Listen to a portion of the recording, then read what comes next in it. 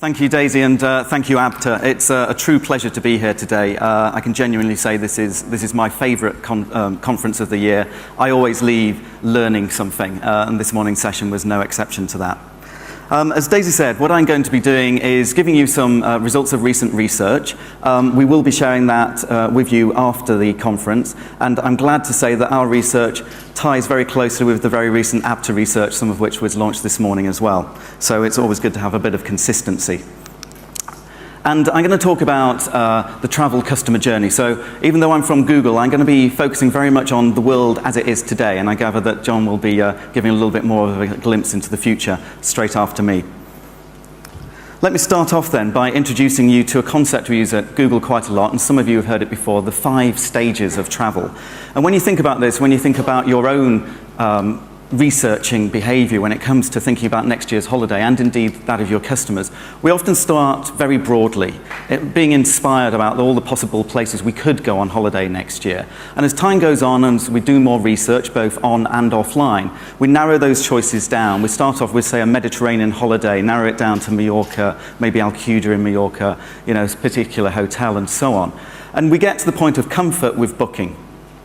And then probably do a little bit more research and then actually go on holiday, actually experience the holiday, which is pretty important. And of course, there's a gap there. And whereas a couple of years ago I spoke to you about the 5th stage of travel and said that was the sharing part, now we realise that that is actually part of the entire process. People are sharing ideas about holiday, links to videos and so on at the earliest stages of travel. You can send on the booking confirmations. And of course, in the experiencing stage, in the age of the mobile and social media, this is where these things in terms of sharing really come into their own. We've got research to suggest, for example, that 86% of smartphone owners share photos while they're on holiday. And 3/4 of people who use social media, Facebook, Twitter and so on, look at that social media every single day while they're on holiday. And if we look back just a few years, the process was so much easier. You would go to a travel agent, pick up some brochures, go back to the travel agent, book, go on holiday. Benidorm circa 1965 here. And then, of course, remember these, we actually shared photos physically with negatives. Well, things are much more complex now. So a typical journey now looks something like this. Maybe it's a wet February afternoon and we're commuting into work and we look at the mobile to do that very search, you know, the holiday in Mallorca type thing, or very broad search. We then go on to look at our desktop either at work or at home and do a more refined search. And then we also do still use brochures. Pop in at the weekend, pick up some brochures and so on. And then often, typically, go on then and look at some of the online alternatives, maybe some of the dynamic packages as well. And tablet is playing a very important role here as well. 80% of tablet queries are actually made on the couch. It's an accompaniment to TV very often, and that has implications in itself. Mobile, increasingly important. We're looking at a lot more mobile sites. A lady mentioned earlier on, what can we learn from other sectors, in particular retail? Well, the mobile experience is one key area there, and we'll talk about that a little bit later. And we all know that maps and reviews are really important to the process. In fact, 70% of people look at a map site before booking a hotel, and anywhere between 60 and 90%, depending on which survey you're looking at, actually looks at review sites before booking a hotel. The journey may go on, maybe a little bit more offline experience, talking to a human being in a store, and then maybe the final transaction is done on a website. Now, this is grounded in reality because, in fact, this is fairly typical. If you times this by 3, keep going backwards and forwards between online, offline, different devices, that is the average journey now. So let me put some figures on that. Looking at the kind of journey that people do primarily using desktops for the moment, we know that 3 out of 4 people use search. So the rest of the quarter probably just goes direct to a site, whether that's EasyJet, Thompson and so on. 44% of people, of the adult population in the UK, are looking online, searching for holidays in an average month. It's actually the highest in February, about 48%, and the lowest in September at about 39%. And the time between starting the research and actually booking is 73 days. So there's a huge time commitment, a lot of emotional energy that goes into these choices. The average UK person searching for holidays on desktop looks at 11 different sites, and they do 17 different search sessions over this 73 days. Now, this number is quite significant because it's considerably down from a few years ago. We're seeing people focus on a fewer number of sites, and therefore your brand and brand association is very important. On average, they go back to those sites, those favored sites, 3 times, whereas a couple of years ago, it was 2 times. And they take about 2 hours and 19 minutes doing this research. So it's quite a long process. And as I said, that was primarily desktop. Now, in contrast to 2 years ago, mobile and tablet is an important part of the process. In fact, mobiles and tablets are about 30 to 40% of total queries. So you can add another 4 or 5 sites onto that number of sites that people typically visit, but it's still down from a couple of years ago. One interesting thing, though, is that there's quite a strong correlation between on and offline in terms of user behavior. Even if people actually book offline, they still do a lot of online research. And the figures here show that all those stats I showed you earlier on, even for the offline buyers, they still do a lot of online research. Again, different surveys give slightly different results, but within 5 to 10%, that we know about 55–60% of the British population book their package holiday online now. 4 out of 10 purchase offline.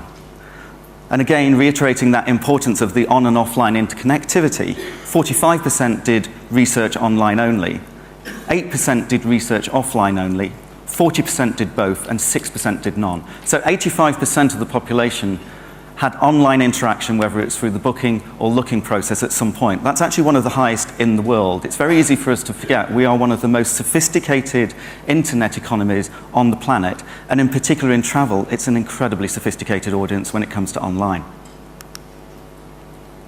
Now, maybe I'm being a little bit negative about the aspects of visiting stores and travel agencies there, but there's a really important point here. Whilst the internet is really important in the initial search and the journey overall, it's really interesting that visiting stores and travel agencies comes up the list when it comes to the most influential aspects in terms of the final purchase decision. So that speaks very strongly to the importance and the trust in advice from a travel agent. And what are we doing here when we're online or offline research? We're trying to do 2 or 3 things. We're trying to get reassurance and validation for the multitude of choices that are out there. So we're trying to get answers to these 3 questions. Is this holiday what it says it is? If I'm looking for a family holiday near the beach, I don't want to be 2 miles away the other side of a motorway. Is this holiday right for me or people like me? Again, if I'm looking for a family holiday, do I want to go to a hotel that's actually fun of hen weekends and stag nights? And is it offering good value for money? This is a really important part of this whole journey, and one of the explanations for why it is that people are doing all of those researches, because nobody wants to get on holiday and find out that the person sitting next to them has actually got it cheaper than they have. And an increasing important part of the journey is videos. We're seeing a huge volume of user-generated content as well as professional content for individual destinations, for individual hotels. And many of you in this room, I know, are developing a content strategy so that you can put more of your content online. And we see a huge thirst from consumers in terms of looking at this, because video can convey a true emotional experience. It's got a lot more to it than just still photos, and we're seeing huge surges in the number of people looking online on YouTube and other video sites for holiday information. And another aspect in terms of what we can learn from the retail sector, I find this quite interesting. To be fair, online and the travel industry, pretty advanced, but we lost our leadership a few years ago to the retail sector. And one of the reasons why we lost that leadership is because we were forever trying to push the consumer to the booking point when they probably weren't ready to book. And actually, very few sites do a very good job at inspiring the customer, at giving them that breadth of information when all they want to do is just consider the options. They're not ready to book yet sites, and we're always pushing them to the booking process. And that's why I like things like EasyJet's Inspire Me. You can put some broad parameters in place and actually narrow down your options by putting dates and timings and kind of beach versus city holiday. And we're seeing a lot more of this type of website offering, and I think that's a good thing from the user's perspective. Mentioned earlier the increasing proliferation of devices, people kind of swapping between devices all the time now. And we've got some interesting data in terms of user behavior and user context. People use different devices at different times of the day and depending on where they are. So the blue line here shows desktop searches, so people searching maybe at work during the day, you see the kind of strength there, and then maybe at home in the evening they've gone home and looking at their own desktop or laptop at home, which is probably what you'd expect. What's truly extraordinary and has happened over just the last couple of years is this huge surge in tablet usage, which interestingly coincides with TV viewing. And also, these are the devices of choice now for families to share their tablets, to share them at home, and everybody in the family use them. Though if your family is anything like mine, I seem to be the only person who can do the complex task of charging the thing up. Not joking. And the mobile as well, similar in some ways to tablet, but a slightly different pattern there. It kind of grows throughout the day. And smartphone, Brits love their smartphones. Again, one of the most sophisticated audiences in the world. The interesting thing about smartphones is that lots of people take them to bed with them, or next to their bed, I should say. And they actually look at these smartphones throughout the day, and it's the last thing that they see at night. They look at the screen as the last thing. And the average Brit, when they look at that smartphone just before they go to bed, have looked at it for 150 times, 150 times during an average day, which is really incredible. And I see some of you even looking at your smartphones now. I'm sure it's all tweeting. And again, thinking about the context and the journey, going back to those 5 phases, as I said earlier on, desktop is still really important. Let's not write it off. And it's really important in the dreaming and the researching, and especially important in the quotes and the booking side of the business.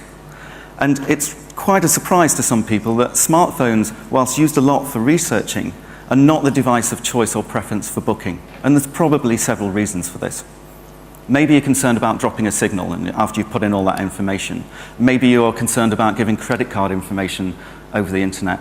Or, perhaps most importantly, the sites just don't enable you to transact very easily. And again, some lessons learned from the retail sector here. It's just not possible to book often on mobile sites. Hotels seem to have got this right, though. A lot of hoteliers and some of the OTAs are doing huge business in mobile, and there's lessons learned there. Booking.com did $3 billion worth of revenue from mobile devices last year, and they expect that to double or triple by the end of this year. And the getting there and experiencing part, as I said, is very important when it comes to mobiles and tablets. You carry them around, they're with you all the time. Just reiterating the point about the preference for booking through different devices, stats here show that 26% of Brits use their smartphones for researching travel, but actually of them only 12% go on to purchase on a smartphone. So we're talking about 3 or 4% of booking on smartphones, package holidays. Again, it's higher for the hotel industry, probably around 10%. And we expect this to change over time as websites actually get better. But you'll see again that offline and purchasing on tablets still dominates. Now, I'm going to do something very brave in a few minutes and do some demos. Last night I spoke to a few people and they said they're really looking forward to my demos today. I was like, oh great, thanks very much. They said we're really looking forward to them going wrong. So I'm sure I will meet your expectations on that one. Before I go on to demos, a couple of things. Can I ask how many people in the room, if you can raise your hand, have got an Android device? So a Google, okay, a good chunk. Excellent. And how many of those people have got this application loaded on it? It's called Google Now. Okay, just a few. Right, for those of you who've got an Android device, I strongly encourage you to turn this application on. It's a great tool. It's a new application that enables, with your permission, us to trawl your searches, your email, and your diary, and then provide real-time, valuable contextual information that's valuable to you. So if you've got a flight coming up in your diary, it can come up and remind you you've got a flight. It can remind you that it's your mum's birthday. It can tell you about the weather. It can remind you that you've got to check in at a hotel and a whole host of things. So a great tool, so please do use that. Okay, if we can flick over to my computer now, what I'd like to do is give a few examples of some latest trends that we've got and new technologies relating specifically to maps, and then also some of the search functionality. So maps, first of all, many of you are probably quite familiar with this, the look and feel of a standard map. But we've added some funky functionality over the last few years. Photo tours is one great example. We're not trying to replace the holiday experience or just cater to armchair tourists. What we're trying to do here, we know pictures are a valuable part of the looking process. And this can help inform your decision making, inspire you on where you want to go and what you want to visit once you're actually in the resort, in the destination. And we've also got other things like photospheres, which actually show a 360-degree view of nearby locations. So this is literally up the road here, just waiting for it to render properly. And I can spin around and show a whole view of a particular destination. And again, why you're all sitting in here rather than there, I'm not really sure, but I do appreciate it. And then there's a new functionality as well, literally just launched last week. Now, many of you know that directions have been a core part of Google's Maps propositions for quite a long while. And if I type in, for example here, London to Dubrovnik, which is slightly an odd route, you know that we can get drive times. It actually is something like 21 hours and 22 minutes. What's new functionality, though, is this, flight routes. This happened just last week. And if I press on the flight functionality here, what it will show is what the route is, the amount of time that it will take to get from Dubrovnik to London, and a few possible providers of that route. So we've got here, you can click through and go to EasyJet, British Airways, Monarch, and so on. If I press this one, which I won't now, to walk, it's actually something like 414 hours. So I don't know about you, but I'll be going by flight back. That's non-stop as well. So there's some new technology there which is very useful for travel.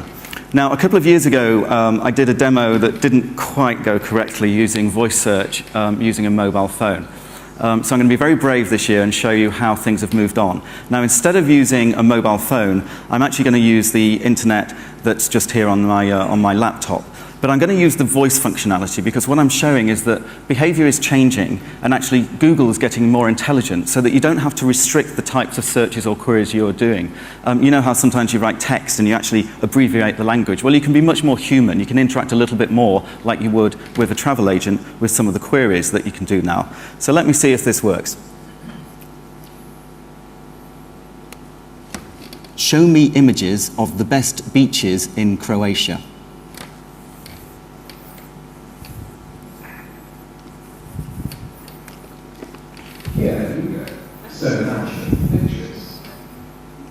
So again, just a responsive thing. You can ask a question, it will answer.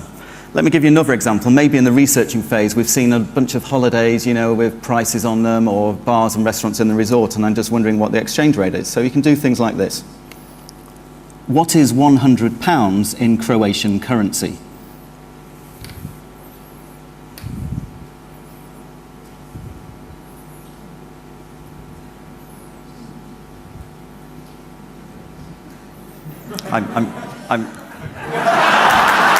Wait. Right. Yeah. It's 100 British pounds, 7 equals 900.62 Croatian kunas. Excellent. There, you jumped too soon on that one, guys. I love it when I get applause for the technology working. Let me try something more complex. I'm bound to fail at some point here. Again, another kind of travel, maybe in resort kind of query that we get.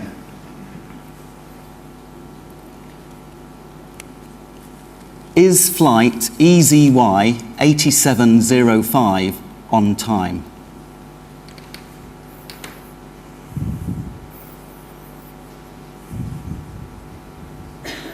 EasyJet 8, London 705 from London to Tenerife is on time and arrives in 4 hours 27 minutes.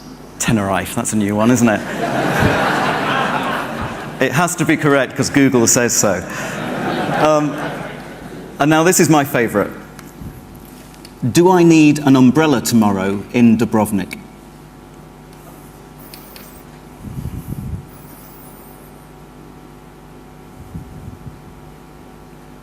No, rain is not expected tomorrow in Dubrovnik. The forecast is 22 degrees and clear. Good. That's nice to know.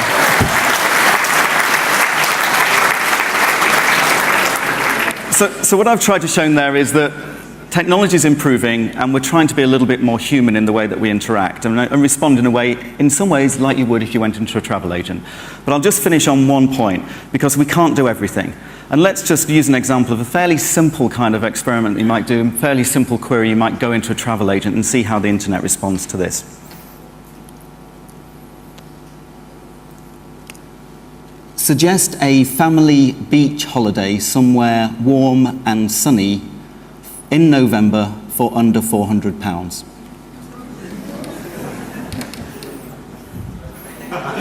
Wait a minute.